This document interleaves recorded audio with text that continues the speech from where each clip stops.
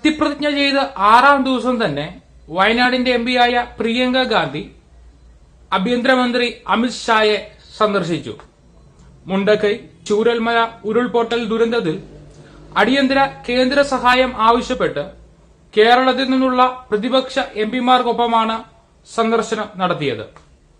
വയനാട്ടിൽ ഉരുൾപൊട്ടൽ മൂലം ഒലിച്ചുപോയ പ്രദേശങ്ങളുടെ പുനരുദ്ധാരണത്തിന് 2221 കോടി രൂപ ആവശ്യമാണെന്നും ഇതിനെ തീവ്ര ദുരന്തമായി പരിഗണിച്ച് ഉടൻ സഹായം അനുവദിക്കണമെന്നും 24 എംപിമാർ ഒപ്പിട്ട നിവേദനത്തിൽ ആവശ്യപ്പെട്ടു. പ്രിയങ്ക ഗാന്ധി മാധ്യമങ്ങൾക്ക് നൽകിയ പ്രതികരണത്തിൽ കേന്ദ്ര സർക്കാരിന്റെ അവഗണനയെക്കുറിച്ച് സൂചിപ്പിച്ചു. ദുരന്ത സഹായമായി ഇതുവരെ 1 രൂപ പോലും കേന്ദ്രം നൽകാത്തത് വിവേചനപരമാണ്. പ്രകൃതി ദുരന്തങ്ങളിൽ മറ്റ് പല സംസ്ഥാനങ്ങൾക്കും പ്രത്യേക പരിഗണന എന്ന നിലയിൽ ആയിരക്കണക്കിന് കോടി രൂപ നൽകുമ്പോഴും കേരളത്തെ അവഗണിക്കുന്ന കേന്ദ്ര നിലപാട് ആശങ്കപ്പെടുത്തുന്നു തന്നെയെന്ന് നിവേദനത്തിൽ പറയുന്നു. കേന്ദ്ര സഹായം അനുവദിക്കാതിരിക്കുന്നത് തെറ്റായ സന്ദേശം നൽകുമെന്നും പ്രിയങ്ക ഗാന്ധി പറഞ്ഞു. ആഭ്യന്തരമന്ത്രിക്ക് പുറമെ പ്രധാനമന്ത്രിക്കും നിവേദനം നൽകിയിട്ടുണ്ടെന്നും അറിയിച്ചു. രാഷ്ട്രീയത്തിനതീതമായി കേന്ദ്ര സർക്കാർ ഉയരുകയും വയനാടിന് കൈത്താങ്ങാകുകയും ചെയ്യണം. കോൺഗ്രസിന്റെയും സിപിഐഎമ്മിന്റെയും മുസ്ലിം ലീഗിന്റെയും എംപിമാർ പ്രിയങ്കയോടൊപ്പം അമിത്ഷായെ സന്ദർശിച്ചു.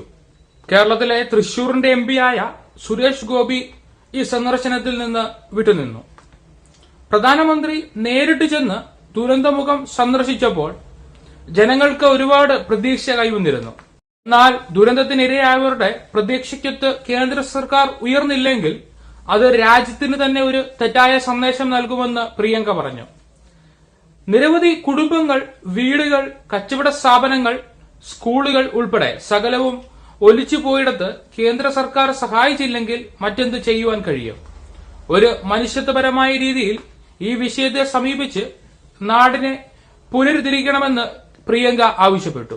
ദുരന്തത്തിനിരയായവരെ പ്രിയങ്ക ഗാന്ധി സന്ദർശിച്ചപ്പോൾ അവരുടെ ആകുലതകൾ കേൾക്കാനിടയായെന്ന് അമിത്ഷായോട് പറഞ്ഞു. പ്രധാനമന്ത്രി സന്ദർശിച്ചപ്പോൾ തങ്ങൾക്ക് വലിയ പ്രതീക്ഷകളാണ് ഉണ്ടായത്. എന്നാൽ ഒരു സഹായവും ഇതുവരെ ലഭിച്ചിട്ടില്ല. ഞങ്ങൾ ദുഃഖിതരാണ് എന്ന് കേൾക്കുവാനിടയായി എന്നാണ് പ്രിയങ്ക ഗാന്ധി പറഞ്ഞത്.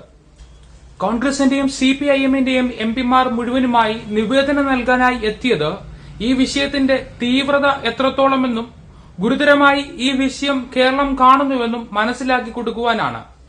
ജൂലൈ 30-ന് 3 ഗ്രാമങ്ങളെ ഒഴുകിക്കൊണ്ടുപോയ ദുരന്തത്തിൽ 231 ആളുകൾ കൊല്ലപ്പെടുകയും നിരവധി ആളുകളെ കാണാതാവുകയും ചെയ്തിരുന്നു.